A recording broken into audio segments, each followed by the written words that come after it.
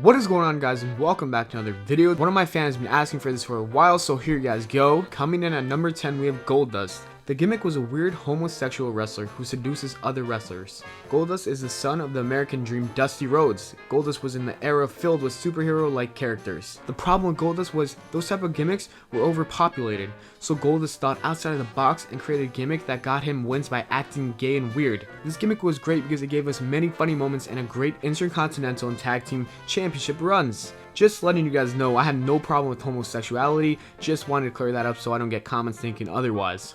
Number 9, the Miz and Damien Mizdow. The gimmick was the Hollywood A-lister and his stunt double.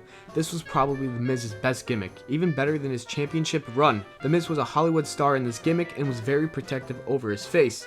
He was so protective that he needed to get his own stunt double.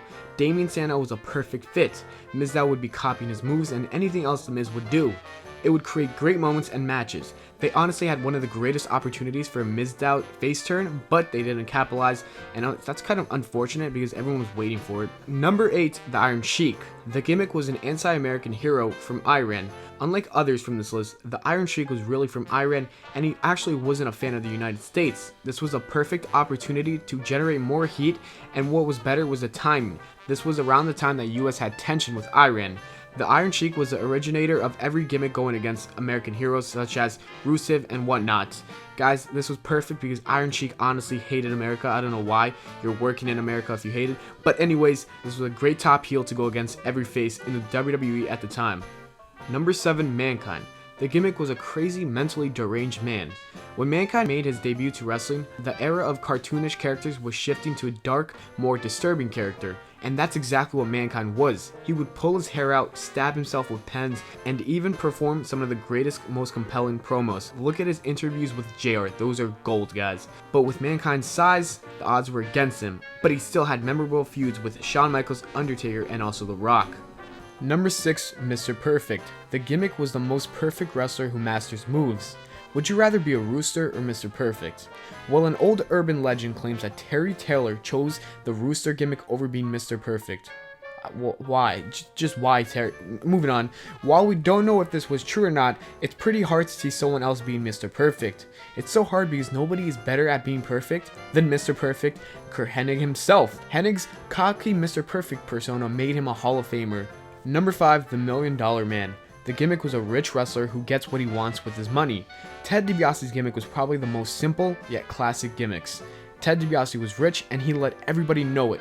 He would get members of fans doing stupid tasks for money such as bouncing a ball 15 times and kicking it the 14th time. Like, that's just mad disrespectful. And he also tried buying the WWE Championship. The $1 Million gimmick was so good that WWE keeps using it, as JBL and Alberto Del Rio even used it. Number 4, Kane. The gimmick was a man who was burned in a fire and became a psychopath. Glenn Jacobs struggled to find the perfect gimmick. Jacobs was a dentist, a Christmas creature, and even a fake diesel. Finally, they found a gimmick for Glenn Jacobs, which was to be Undertaker's lost long brother who was thought to be dead in a fire. The character was horribly burned as a child and raised in a basement. Over the years, Kane went from a monster to a comedy character, and it somehow works, guys. I don't know how the WWE does it, but it does work. Kane will go down as one of the greatest gimmicks and creepiest gimmicks as well. Number 3, Stone Cold Steve Austin. The gimmick was an anti-hero who goes against the power, which was Vince McMahon. Stone Cold was changing from gimmick to gimmick until King of the Ring 1996. Austin would find his gimmick with 8 words. Austin 316 said, "I just whooped your ass." He would later be the badass everybody loved. He would go up against the power, which was Vince McMahon. The crowd loved it. Everyone hated Vince for what he did to Bret Hart, and there's one guy to stop him, and that was Stone Cold. He would bring beer, also that beer gimmick. I'll put that in there too, a beer mother. He's just one of the baddest SOBs out there, guys. That's Stone Cold's gimmick, and it will be one of the greatest of all time.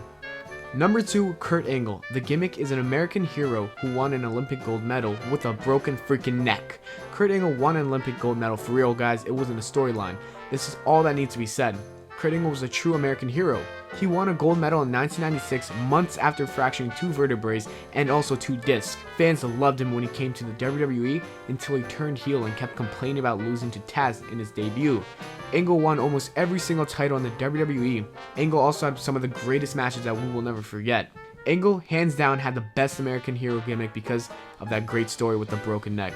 And number 1, we have The Undertaker. The gimmick was a dead man. That's his gimmick, guys. Simple, and that's it. Dead man. Creepy too.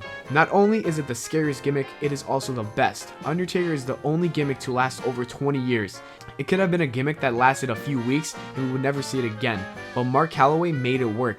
His gimmick was able to work in the 90s cartoon character era, to the Attitude era, and even the PG era.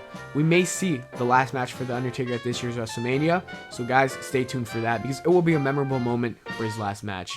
Thanks for watching the video, guys. Hope you enjoyed. If you did, leave a like. Can we reach 1,000 likes? That'd be nice, guys. And also comment what you want to see next. Subscribe for more. And also don't forget, take care and spike your hair.